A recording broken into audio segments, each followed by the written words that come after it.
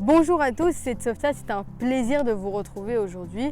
Avant tout, laissez-moi vous remercier de continuer à regarder mes vidéos et de les partager. Si vous avez suivi le fil de ma chaîne, vous l'aurez compris, aujourd'hui nous allons voir le deuxième attribut des 7 attributs, la rigueur, la discipline.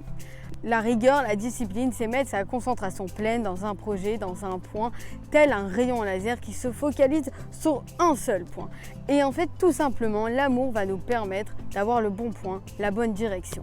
Simon Jacobson dit que le but de la rigueur, de la discipline, c'est l'amour. Pourquoi adopter cette conduite, mettre en place des lois pour la respecter si ce n'est par amour? Contrairement à ce que l'on pourrait penser, punir n'est pas se venger, mais tout simplement permettre à quelqu'un de lui faire prendre conscience que ce qu'il fait ou ce que je fais, en fonction de qui a la punition, n'est pas dans son intérêt ou n'est pas dans mon intérêt.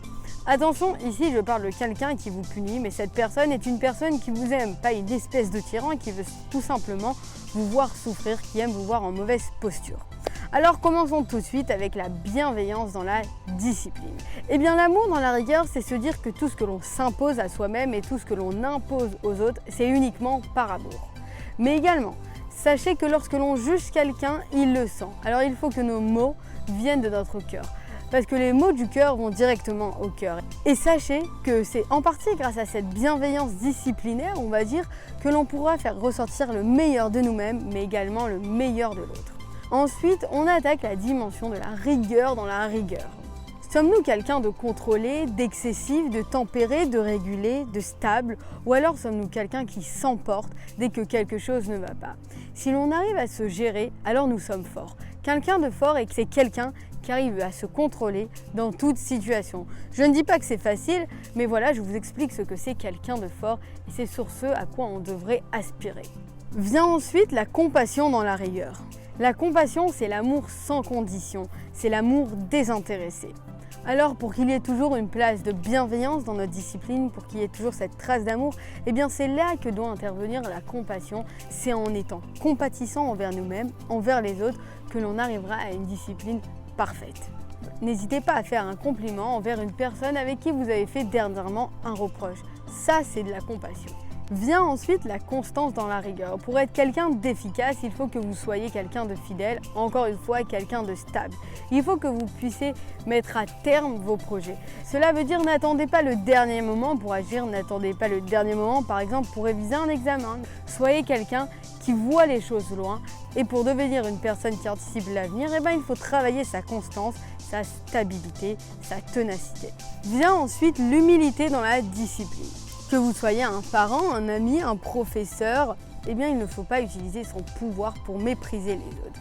Avoir une certaine place, c'est quelque chose, mais utiliser les avantages de cette place, c'est une autre chose. Sachez que dans la vie, il y a 2 moyens de réussir. Le premier, c'est tout simplement d'essayer d'écraser les autres, de les rabaisser pour se sentir plus haut. Mais le deuxième, et le plus compliqué, et c'est celui-là qu'on va essayer d'atteindre, c'est de se travailler sur soi. C'est d'essayer d'atteindre des niveaux plus hauts, mais uniquement par nous-mêmes. On laisse les autres, mais c'est nous que nous devons travailler. Et c'est en fonction de nous, du coup, que tout dépendra, nos échecs ou nos réussites. Vient ensuite l'attachement dans la discipline. Le but de la rigueur, de la discipline, de la justice, si vous voulez, c'est de se rapprocher des autres. Il ne faut pas que l'on ait une distance envers les personnes que l'on aime lorsque l'on va essayer d'avoir une certaine rigueur, lorsqu'on va leur imposer des choses, mais tout simplement de leur faire comprendre que c'est pour leur bien et que c'est pour essayer de nous rapprocher d'eux.